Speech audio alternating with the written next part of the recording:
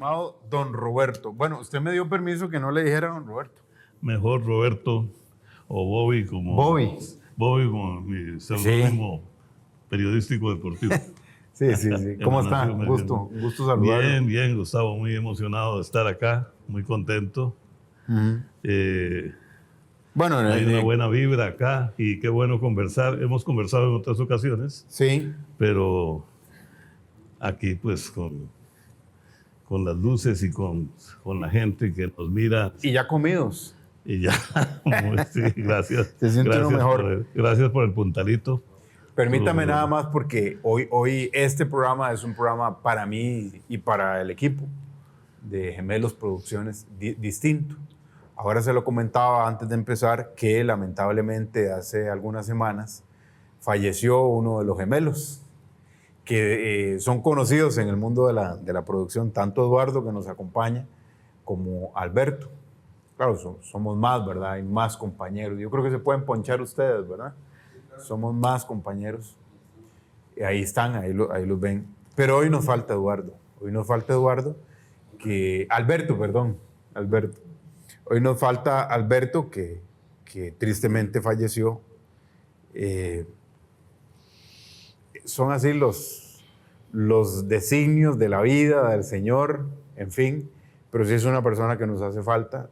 Yo he tenido el agrado, don Roberto, de conocer a los gemelos, a Eduardo que nos acompaña y a Alberto que nos sigue acompañando porque ha de estar por aquí en alguna necedad de las tantas que tenía él. Sin duda. Llamándole la atención. No, sí, porque era necio y estoy seguro que sigue siendo necio. Qué bueno.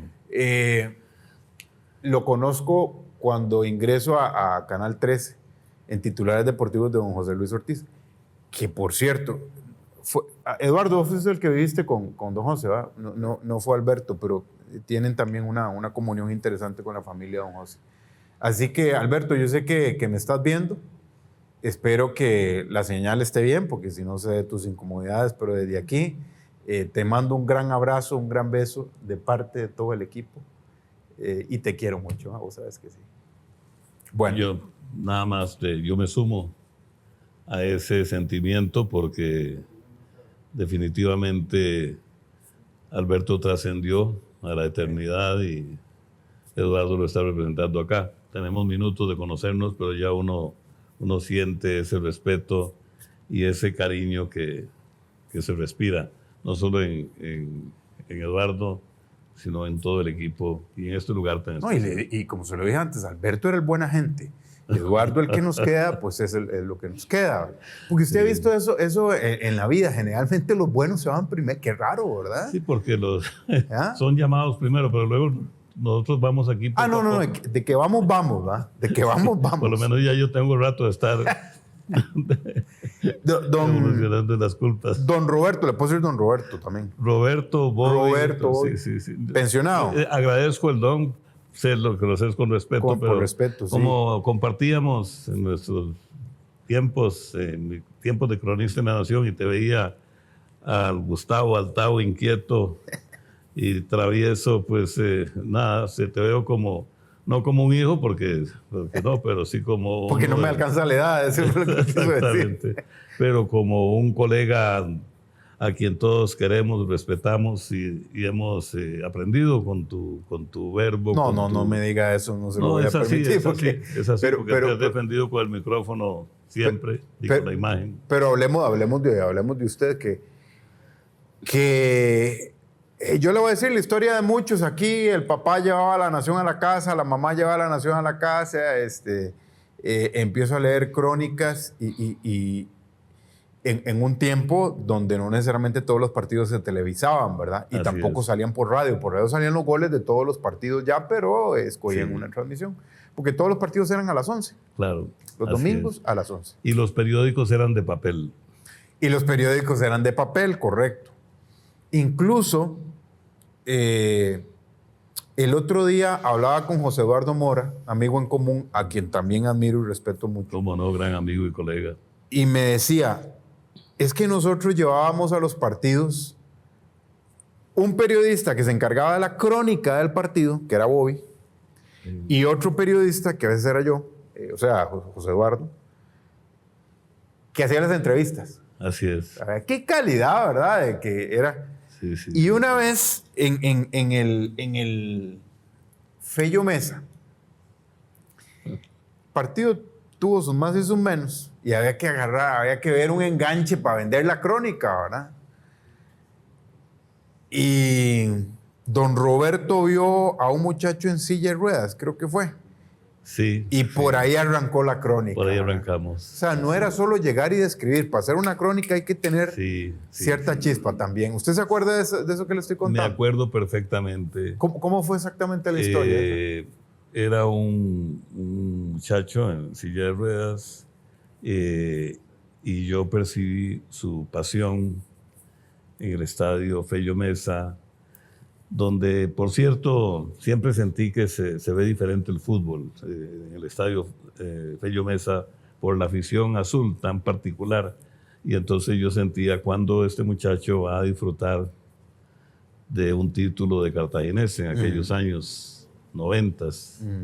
Y creo que incorporé la nota en la historia del juego, porque para mí el fútbol, como lo veía como cronista, iba más allá del minuto 1 al minuto 90, en aquel tiempo, cuando no había reposición, era muy poca, y es todo un espectáculo del que se forma parte, y cada crónica, cada partido era una historia de vida, una historia de un partido, una historia de 90 minutos en que hay muchos protagonistas, los futbolistas, por supuesto, en primer término, los técnicos desesperados o serenos desde el banquillo, y el entorno. Igualmente, en otra ocasión pasó algo similar en un partido entre Saprissa y Herediano, a estadio lleno en el Ricardo Saprissa, donde no pasaba nada, y era el minuto 80 y el 0-0 se mantenía, y además cierta monotonía, porque nunca un juego es monótono de por sí, sino que pues había un juego de pocas emociones. Y recuerdo que alguien lanzó un avión de papel desde la última grada alta. Pero muy decente, un avión de papel. Sí. Entonces hizo un avioncito de papel y el avión empezó a planear y yo lo vi. Más en Tibás con el ventolero. En Tibás, sí. Entonces el avión planeaba y yo viéndolo, aquella maravilla, me distraje del partido Pecado Mortal de un cronista porque... Y cuando el avión aterrizó en la cancha, en el césped, escuché un clamor general de ¡ah! Y entonces comprobé que todos estábamos viendo el avioncillo. No me acuerdo a cuál jugador atropelló, creo que a nadie, pero sí aterrizó bien. O sea que el partido de verdad no estaba atractivo. Entonces esa imagen me sirvió para ilustrar que no era un partido emocionante y que Saprissa y Herediano nos estaban debiendo hasta la altura del minuto 75 u 80. No era un partido de alto vuelo. No era un partido de alto vuelo. Buen título ese. No lo puse ese elemento.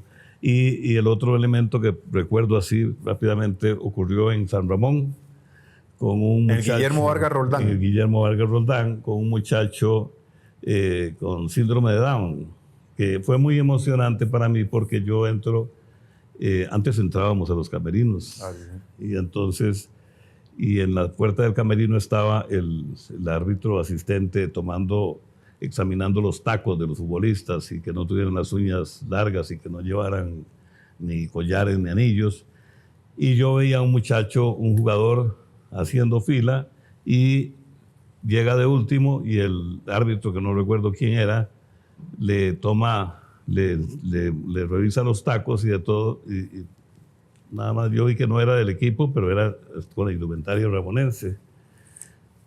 Y cuando sale el equipo, y ya yo estoy en la butaca de prensa, cuando teníamos butaca de prensa, porque a veces había que ver los partidos guindando, entra el muchacho con la bandera de San Ramón. Y entonces me emocionó mucho y lo destaqué como un elemento de cómo él salía a la cancha y los sueños volaban como la bandera que flameaba. Sí. Algo así. Todas esas imágenes las llevo siempre. No solo quedaron escritas en las crónicas, sino que las recuerdo como vivencias de fútbol para mí. La escritura y sobre todo la crónica tiene un orden. Y entonces a mí a veces me siento como hasta medio incómodo cuando entrevisto a alguien que sabe más que yo de esto, como es su caso, porque por ejemplo yo no empiezo en orden la entrevista. Yo debía haber empezado. Hoy tengo la compañía de don Roberto García, afamado y muy laureado cronista deportivo, que con su trabajo en La Nación mucha gente lo conoció, luego participación en Canal 15 con sus programas de videoteca, de cinemateca, o sea, porque le encanta el cine, es un asiduo lector. También gran gusto desarrolló por la radio con nuestro amigo en común, don Miguel Cortés Valerio, en Oro y Grana, su programa de deporte. Así debía haber empezado, ¿eh? No. Y yo empiezo en un desorden. No, me gusta. En las ediciones de Casual que he apreciado, me gusta esa espontaneidad con el entrevistado o la entrevistada. Y además, Gustavo, recordad que yo tampoco empezaba las crónicas en orden. Sí, pero a eso iba. Empezaba con algún elemento diferente. Sí. Bueno, otra cosa que me tiene incómodo es que yo casi no uso medias. Hoy traje una media pequeña. Yo sí. Bueno, sí, por eso. Entonces, a veces no sé si el entrevistado se siente... Estas son nuevas, las compré para venir. Bueno, pues yo tengo unas iguales. Entonces son muy bonitas. Porque ahora usted me decía cómo hacía las crónicas. Digo yo, pero entonces el cronista, y usted me lo dijo ahora, pecado de que dejé de ver el partido. De verdad un pecado, porque yo creo que el cronista, el buen cronista, no solo tiene que ver el partido, creo yo. Y al final yo creo que usted lo hacía. O sea, muchas veces en muchas de sus crónicas, no necesariamente para abrir o cerrar en medio, usted hablaba del ambiente. Porque yo creo que el fútbol no es solo el que está ahí, sino la gente. Sí, además, Gustavo, no es una particularidad ni una cosa, digamos, mía propiamente, sino que lo aprendí. Lo aprendí de la revista El Gráfico de Argentina. Todos ustedes leían el gráfico. Everardo, por ejemplo, el gráfico, Biblia, don Rodrigo. Fútbol, sí. Pero yo como soy mayor que Everardo todavía, y eso que Everardo tiene sus años. Sus años y sus canas, como Las yo. canas desde los 40. Pero Everardo era carajillo, a la par mía, cuando empezábamos. Y yo desde que estaba en la escuela primaria descubrí que en la casa de las revistas que quedaba por... La madre era el único lugar donde la podían conseguir. Exactamente. ¿A dónde era San José? ¿Dónde era la casa de las revistas? Estuve en 2 lugares y la recuerdo ahora al costado de lo que es la Plaza de la Cultura, o más bien detrás del Teatro Nacional. Ahí quedaba la casa de las revistas. Estuvo un tiempo también cerca del Cine Variedades. En esos 2 lugares yo guardaba el dinero que me daba mi papá para el recreo de la semana para comprar el gráfico que costaba 2 colones 75. Entonces iba... Era cara, ¿eh? Era muy cara. Cada sábado, a cada 15 días que llegaba la revista, a comprar el gráfico. La devoraba y aprendí de los años 60. Me hice admirador del fútbol argentino con las grandes figuras. Roberto Perfumo, Waldo Ratín, Roma, el arquero, las grandes figuras y las grandes jornadas de fútbol, del fútbol argentino, con aquellas fotografías y una pluma privilegiadas como las de Onesime, Pascuato, Juvenal, Ardizón, en fin. ¿Cuántos años tenía, perdón, cuando...? Y tendría en ese momento, entre 10 y 12 años. Pero entonces, perdón que lo interrumpa, ya traía usted el gusanito porque... Totalmente. La gente lee y no necesariamente lee quién firma, porque no le interesa, lo que le gusta es la foto y leer. Pero ya alguien que se acuerde de quién escribía era porque le llamaba la atención. Sí. Ernesto Cherkis, por ejemplo, extraordinario. Sí, porque me llamaba la atención porque yo quería ser... no periodista deportivo, yo quería ser cronista deportivo. Por una razón anterior, si me permitís contarla, tenía una tía casi, una madrina, una amiga entrañable de mi mamá, vecina en San Francisco de Goicoechea, ahí por la iglesia de Ladrillo donde vivíamos, que era muy sapricista, una señora, ella vivía sola, era sapricista y muy querida por mi mamá y el vecindario.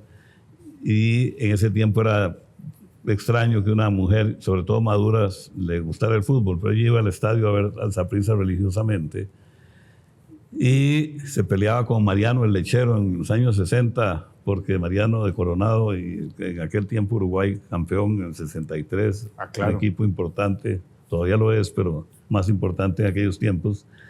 Y entonces ella me empezó a llevar al estadio cuando era yo niño. Y entonces ella se fue luego a vivir a Los Ángeles, Estados Unidos, donde ya se quedó hasta su fallecimiento. Y como ella era tan sapricista, yo le escribía cartas y le contaba el partido. Yo iba al estadio, íbamos los carajillos a pata hasta la sabana y entrábamos.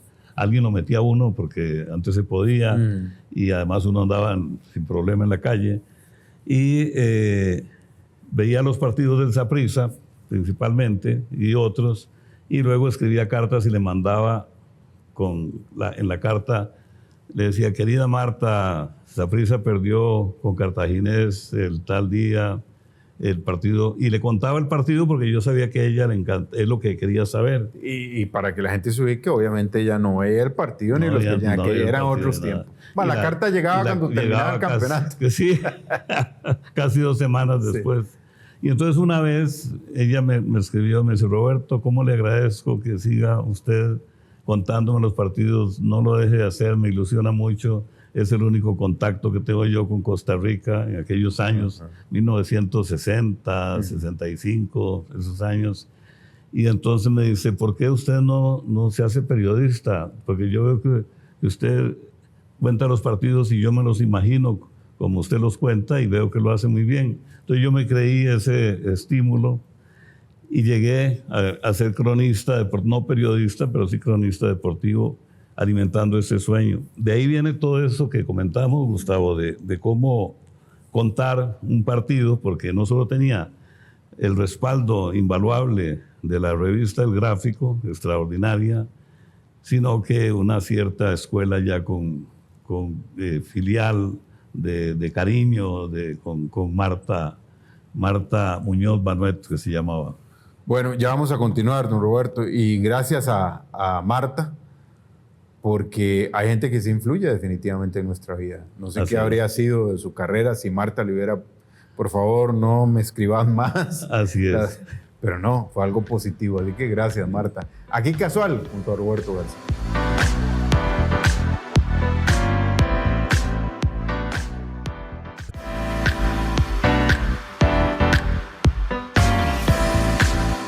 Aquí Casual junto a Roberto García. Pero antes de continuar con don Roberto, aquí tenemos estas vistas espectaculares que siempre se las muestro del Hotel Crown Plaza, aquí en el corazón de San José, a un lado de la sabana, y como me lo decía mismo don Roberto, que no son cosas menores hoy en día, el estacionamiento.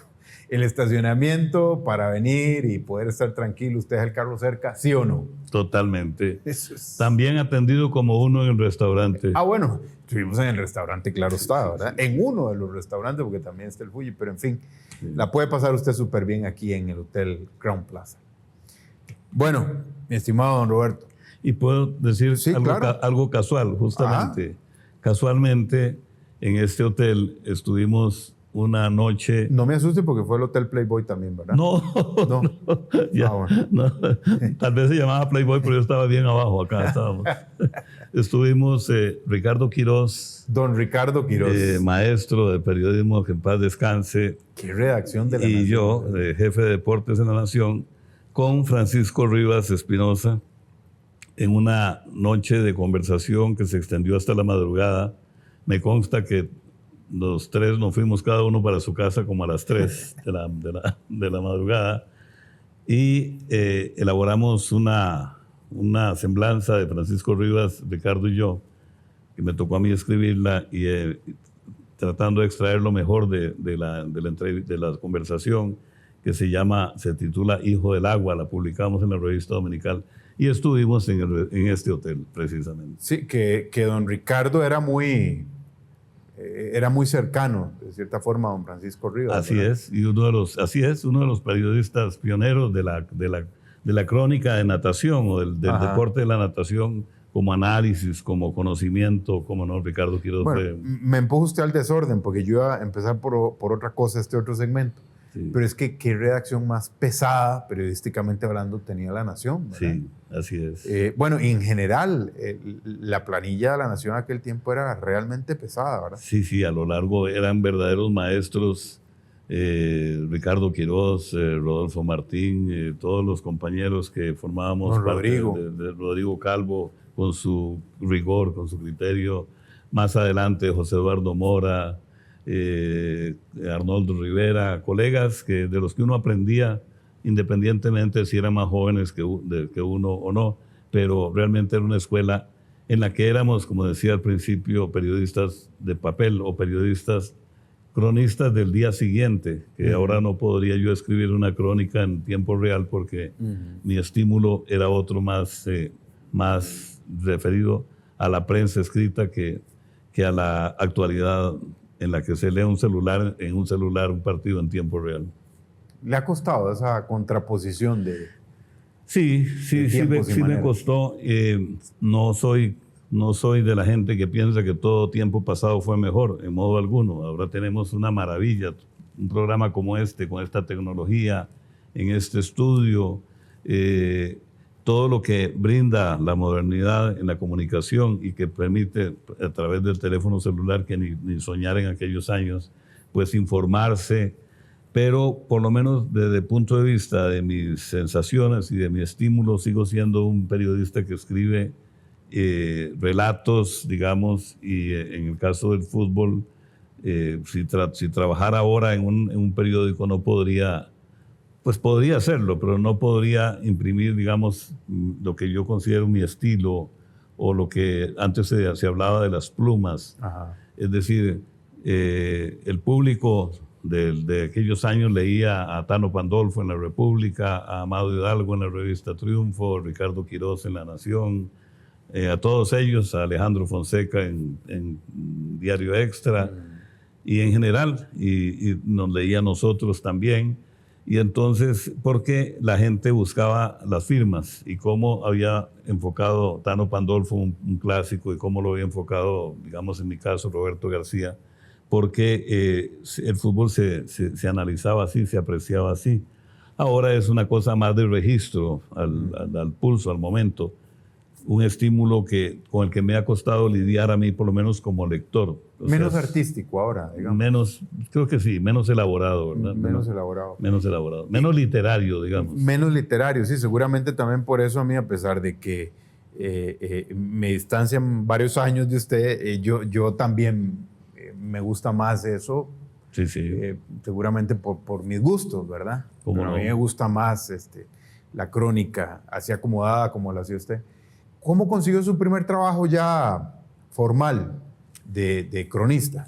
Justamente yo dividí mi carrera comunicacional, digamos periodística, en dos lugares. En el Centro de Cine del Ministerio de Cultura, donde trabajé 38 años, de 1979 hasta mi jubilación en el año 2016, haciendo todas las actividades relacionadas con el audiovisual, entre ellas el programa de televisión que tuvimos, se llamaba Lunes de Cinemateca. Canal 15. En Canal 15 de la Universidad de Costa Rica, y que difundía también el Canal 13 en aquel tiempo, de lunes a viernes. Y los domingos, justamente gracias a Ricardo Quiroz, empecé a escribir crónicas.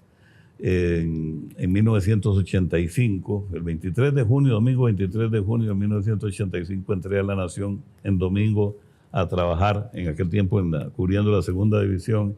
Y ahí fui, digamos que aprendiendo, escalando y lograr, digamos, puedo decirlo sin falsa modestia, que logré, digamos, una trayectoria como cronista estelar del periódico, de la sección de deportes del periódico La Nación. Yo calculo que por ahí del 88 al año 2000 aproximadamente. ¿En qué año se fue de La Nación? ¿Sí? Y no, yo de La Nación dejé de escribir los domingos crónicas en 2014. 2014. Sí. O sea, fueron 29 años, digamos, 30 y resto en un lado, en un área comunicacional como el audiovisual.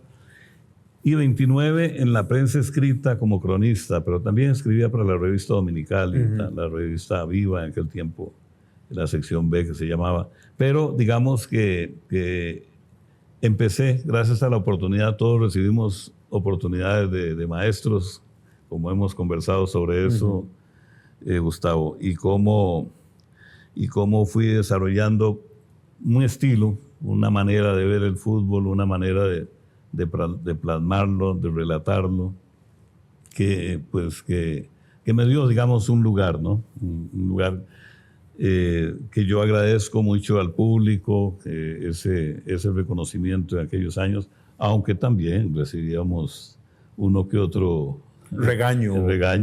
Claro, no había en redes sociales, porque no le hubieran tirado con todo. No había redes sociales. Le hubieran dicho que usted es sapricista, si es liguista. Sí. No, exacto, sí, incluso se decía eso.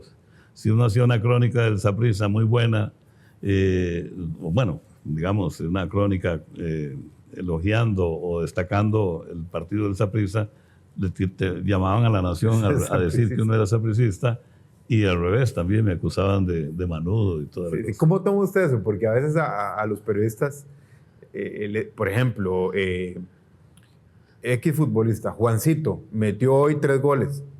Seguramente el titular o lo que uno destaque va a ir versando sobre lo que hizo Juancito. Sí. Me parece obvio, ¿verdad? Sí. Si al otro partido, Juancito, primero falla un penal. Después comete un penal y después lo expulsan. Bueno, pues obviamente también va a versar sobre Juancito, pero claro, el título va a ser negativo sobre Juancito. Entonces un día dice, pero es que ustedes lo ensalzaron hace 15 días, hace una semana y hoy lo están tirando. Bueno, pero muchachos, eso es lo que Juancito hizo, pero a la gente le cuesta entender eso. Sí, porque los cronistas, y ahí entramos todos los medios, somos como el pronóstico del tiempo o como el Instituto Meteorológico, en el sentido de que si hay nubes, hay nubes, si hay cielo despejado, hay cielo despejado, y entonces se analiza con esa perspectiva sin el ánimo de irrespetar a nadie en la trayectoria de nadie, con el disgusto de figuras, ¿verdad? A mí me cuenta mi buen amigo Ronald González, con quien compartí un afán literario ahí de uno de sus libros. Sí, que Ronald está escribiendo otro libro. O de su libro, sí, cómo no. Que Mauricio Wright decía en el camerino, los futbolistas el lunes que llegaban ahí apenas a hacer unos ejercicios ligeros después del partido del domingo, todos leían los periódicos, y entonces que Mauricio Wright leía la crónica de La Nación y decía, yo puedo jalarme el mejor partido de la historia del fútbol en Costa Rica, que con Roberto García no voy a pasar de un 7 en la nota, pues poníamos notas. Esas cosas pasan. O igual el Indio Mayorga, o Benjamín, el Indio Mayorga, a quien yo señalé en un momento dado en una crónica de Saprissa Punta Arenas que había estado un poco desubicado. Entonces llegó a buscarme a La Nación con un videocassette para demostrarme que no estaba desubicado en el partido, como yo he dicho en la crónica, muy disgustado. No me encontró porque yo trabajaba en el centro de cine los lunes. Bueno, pero llegó con videocassette. Llegó a demostrármelo, sí. Tenemos pendiente ver juntos ese partido porque ya hemos conversado de esa anécdota. El Indio Mayorga. Pero no me contó cómo llegó o sea, ya me dijo que llegó en junio del 85, algo así. Correcto. Pero cómo, o sea, ¿quién lo enganchó? ¿Cómo fue el asunto? Fue una casualidad, en el sentido de que Gabriela Echeverría, quien fue esposa de Ricardo Quiroz, en aquel tiempo eran novios, digamos, era compañera mía en la escuela de periodismo. Yo en la UCR. En la UCR, en la Universidad de Costa Rica, yo también un poco mayor, porque yo la carrera de periodismo la fui llevando en años distintos. Entonces... por su trabajo, supongo. Por mi trabajo, y salía de gira y cosas así. Entonces fui compañero de varias generaciones, ¿verdad? Gabriela era compañera en un curso con el profesor Jimen Chang, que era un periodista. Jimen Chang fue profesor mío también. ¿Cómo no? Jimen Chang, una de las asignaciones que hizo en el 85, en ese año, fue que había un partido Costa Rica-Canadá eliminatorio para México 86, y se jugaba el domingo, y entonces él pidió en la clase anterior, en la semana que fuéramos a ver el partido, y que escribiéramos una crónica, y que la crónica valía como puntaje, ¿verdad? Si te ganabas un buen puntaje o no. Valía para la nota trimestral o semestral. Entonces yo fui al estadio, llegué a mi casa, escribí la crónica en la máquina de escribir, mecánica, como escribíamos antes, y la presenté como mi asignación de la universidad. Y a la semana siguiente, Jiménez llegó con las crónicas que habíamos escrito, y entonces, pues, digamos que pues, me hizo el honor de leer la que yo había escrito, que le había parecido a él bien.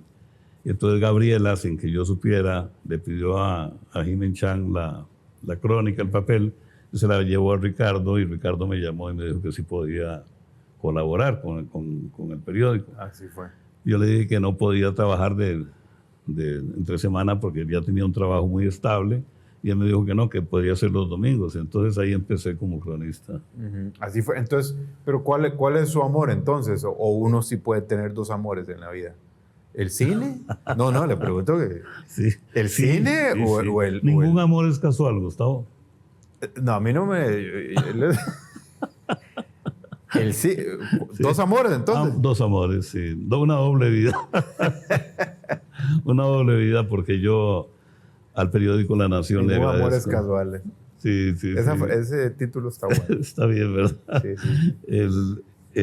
Yo le debo mi familia y yo, mi esposa María Isabel Solís, que es periodista muy destacada, por cierto. Sí.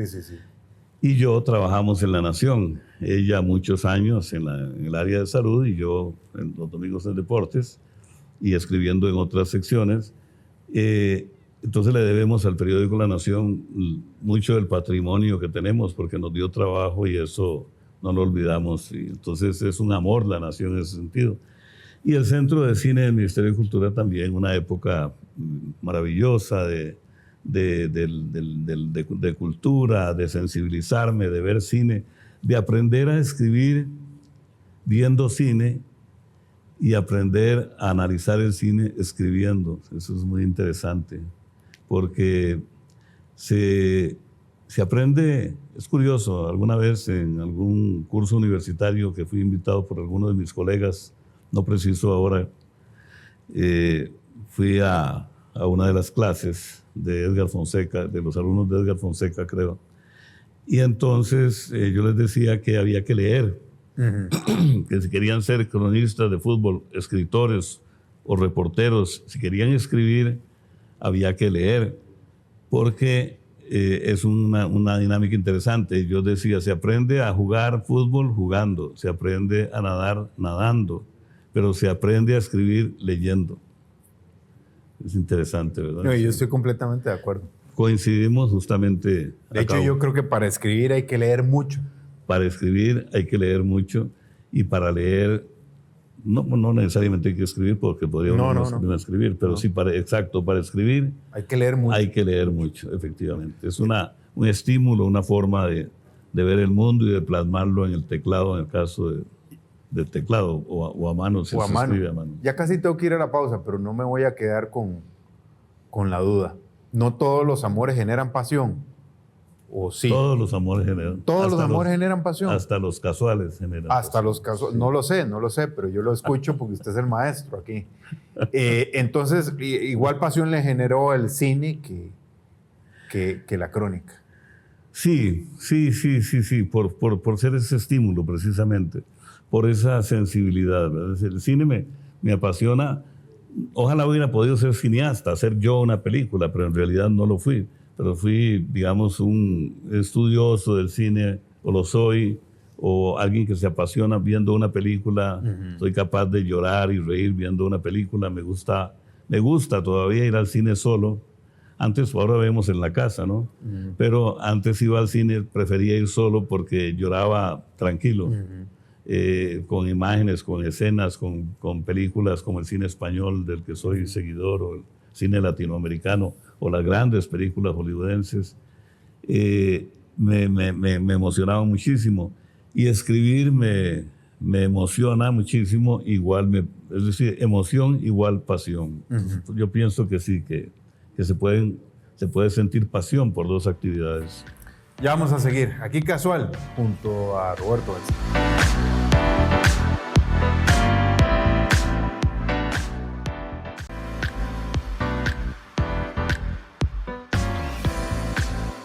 Aquí casual junto a Roberto García, que hemos hablado mucho de su vida laboral, pero ojo que ni siquiera hemos llegado al centro de cine y dudo que nos dé tiempo. Ahora, en el final del bloque anterior, nos hablaba usted de lo que significa el cine también para su persona. ¿Cómo y por qué ingresó al centro de cine? También por una situación un tanto casual en cuanto a que trabajaba en la Dirección Nacional de Desarrollo de la Comunidad en Dinadeco. Que era una institución, sigue siéndolo, pero ha perdido mucho protagonismo. Era una institución que tenía oficinas en todas las zonas rurales y promoción de desarrollo comunal, que reunía a los vecinos de comunidades alejadas, hasta incluso comunidades indígenas, en torno a la Asociación de Desarrollo Comunal que pretendía hacer obras y mejorar la vida del lugar. Y entonces yo descubrí que en el centro del Departamento de Cine del Ministerio de Cultura, o Centro de Cine, Centro Costarricense de Producción Cinematográfica, había películas documentales que se prestaban. Uh-huh. Entonces, en ese tiempo, estamos hablando de cine, que es otro formato diferente al que tenemos ahora. En ese tiempo había proyectores de cine en formato de 16 milímetros en todas las oficinas de Dinadeco y en otras comunidades. Comunidades organizadas tenían un proyector de cine donde presentaban películas que se alquilaban en una oficina que se llamaba 16 milímetros a la par del Cine Variedades. Y entonces yo empecé a visitar el centro de cine para llevar las películas a las comunidades y percibir a la gente si le gustaban o si no le gustaban. Entonces empecé a tener esa línea y ahí conocí a la gente del centro de cine en ese momento, en ese tiempo en el que diseñamos lo que se llama un programa de cine rural conjuntamente. Es que estamos hablando de otra época, Tavo. Claro. Y entonces cuesta explicar ahora que ver una película era muy difícil, ¿verdad? Es decir, en una comunidad rural, si no había cine, o había cine en los centros urbanos donde la gente, digamos, si había cine en San Ramón, la gente de Piedades de San Ramón o la gente de otros lugares difícilmente podía venir, y cuando iba, pues podía ir, pero en sus comunidades no se veía. Pues si llegabas un proyector y ponías una pantalla o una sábana en una pared y se oscurecía la sala y presentabas una película, aquello era un espectáculo. Entonces, esa fue la razón por la que me ligué con el Centro de Cine después de trabajar en la Dirección de Desarrollo Comunal. Y antes, muy al inicio de mi carrera laboral o de mi historia laboral, trabajaba en la Dirección de Estadística y Censos, que hoy es INEC. Igual andaba de gira siempre. Entonces conocí mucho el país y mucho nuestra sensibilidad en nuestras comunidades. Y por eso duré muchos años en hacer la carrera de periodismo. Claro, iba y venía.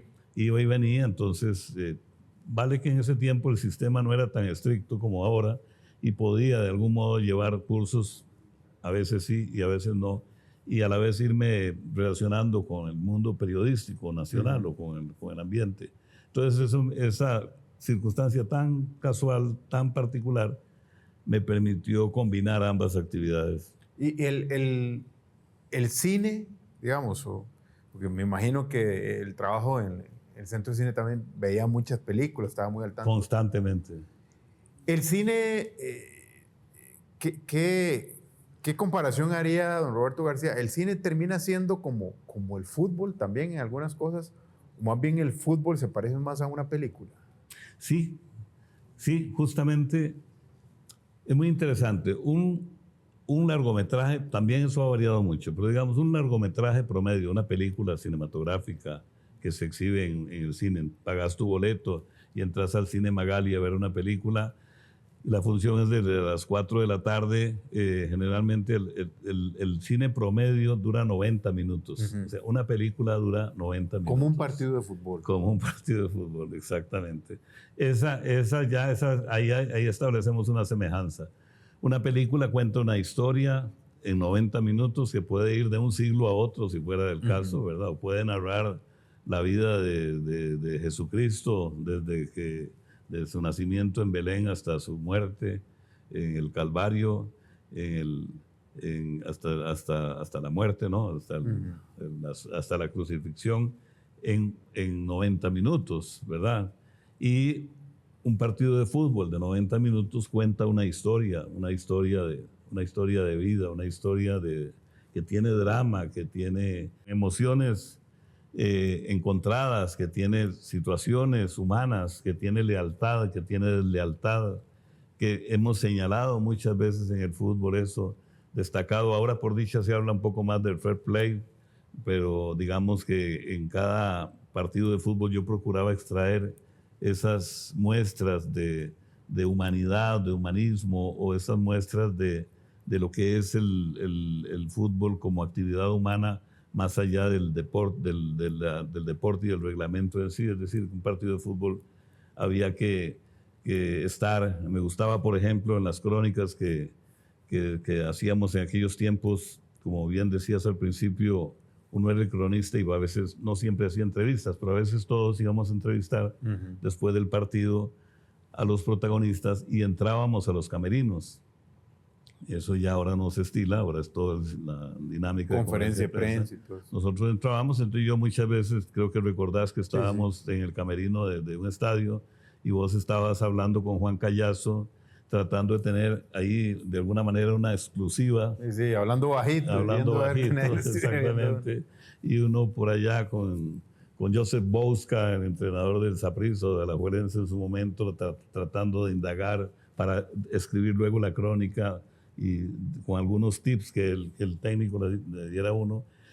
Entonces, volviendo al tema del ambiente, a mí me encantaba entrar al vestuario de los perdedores, porque cuando entrabas al camerino de los ganadores, aquello era un jolgorio, todo el mundo alegre, te atendían, y cuando entrabas a un camerino de los perdedores, solo el agua de las duchas se escuchaba cuando caía, y había un silencio total, y la gente reacia a dar declaraciones, y entonces uno ahí descubría quién era quién en muchos aspectos, es decir, quién hablaba cuando ganaba y quién hablaba cuando perdía, manteniendo cierta ecuanimidad.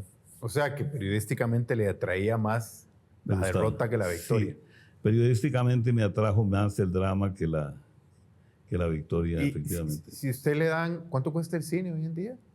Ahora deben dar por 4.000, 5.000 colones. Bueno, le dan, va con su señora, le dan 10.000 colones. ¿Qué hace? Bueno, con 10.000 colones no van, bueno, sí, digamos. Pero ¿qué boleto compra? ¿El del estadio o el del cine? Depende de la oferta. Bien, está bien. Está bien. Sí. Es decir, ahora... No, con la ventaja que en el cine uno más o menos puede claro, planificar qué va a haber.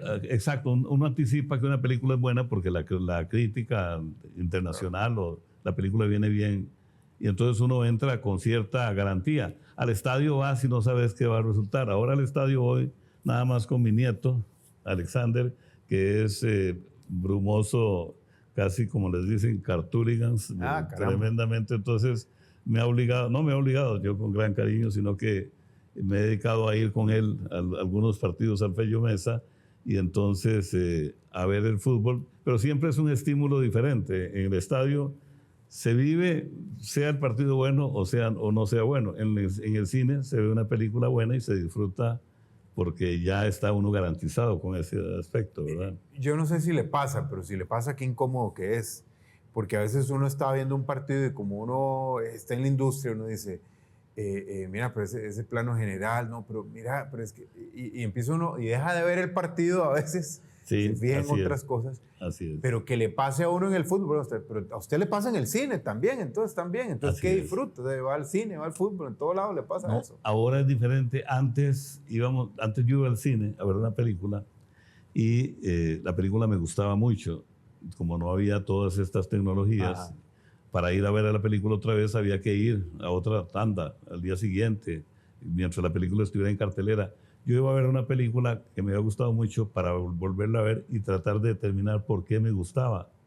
Y entonces yo decía, me gusta porque la música es portentosa, o me gusta por las imágenes X, ¿verdad? Determinada, no 3X, sino las imágenes. Sí, eso le iba a decir, pero bueno, 3X está bien también, es cuestión de gusto. Imágenes, que entonces uno iba a valorar esos elementos. En el estadio va uno al partido, vas al espectáculo y volvemos al inicio de la conversación, en el que es una cosa diferente y sigue siéndolo ir al estadio a ver un partido y otra verlo por televisión. Ahora, por razones lógicas de la tecnología y todo, casi que se ve más en televisión.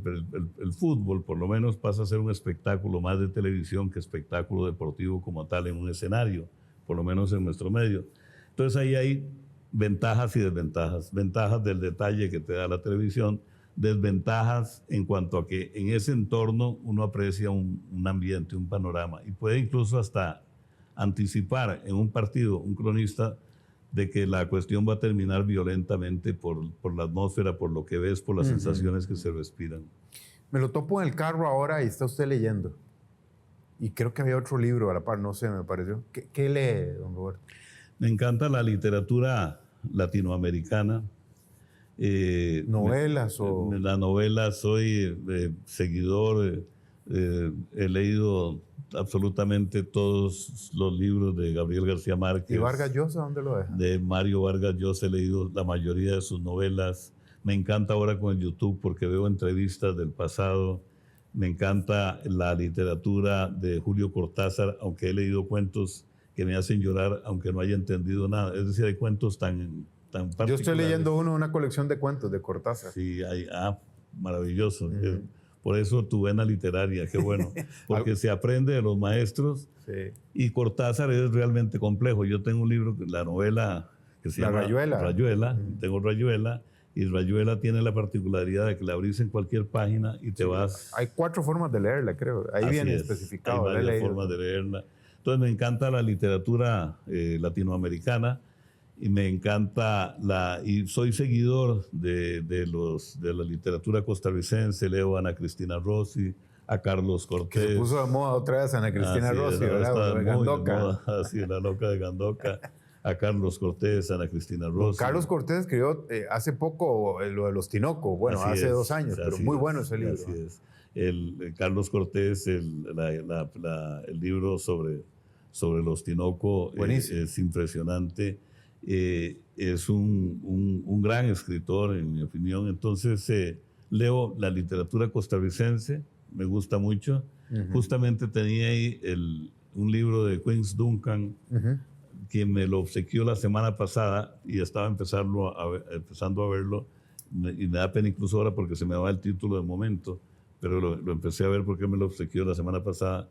En un programa que tenemos en la Biblioteca Nacional que se llama Páginas Vivas. Claro, lo hizo en Facebook, creo. Sí, correcto, que está en Facebook, donde hablamos con distintas personalidades, figuras sobre acontecimientos que han salido en los periódicos de papel. Por eso soy un apasionado. Qué bonito, Páginas Vivas. Páginas Vivas, conversaciones de ayer, hoy y siempre. Qué bonito. Sí. Ya para ir aterrizando, dejó estela a su paso por el periodismo, mi estimado don Roberto, porque tiene usted a Adrián en Teletica Radio como fiel representante de la familia. Así es, mi querido hijo menor, Adriancito. Muy educado. Gracias, sí, yo creo que él heredó de su madre. Claro, lo supuse. La educación. Sí. Y de mí ahí ha tratado de disimular cosas. ¿Y le gusta la fotografía, Adrián? Y le gusta mucho la fotografía. Ahora lo veo con más tendencia. Lo audiovisual le encanta, sí. Más yo audiovisual. También. Adrián está ahí gracias a la confianza de Cristian Sandoval y del grupo del Canal 7 y de Teletica Radio, que lo han respaldado, y eso se siente uno muy honrado. Yo siento que hacemos un periodismo diferente. Lo han respaldado porque es bueno. Sí, él es bueno, es muy bueno, es muy responsable. Y es muy interesante porque somos diferentes, hicimos un periodismo diferente. Él lo hace ahora y yo con mucho entusiasmo lo sigo, lo escucho. Hablamos algunas veces, algunos detalles. Yo me permito, no dar consejos, pero digamos sugerir cosas que escucho. Y pues eso es muy interesante porque mi esposa y yo nos sentimos, digamos, representados en el medio periodístico. Claro.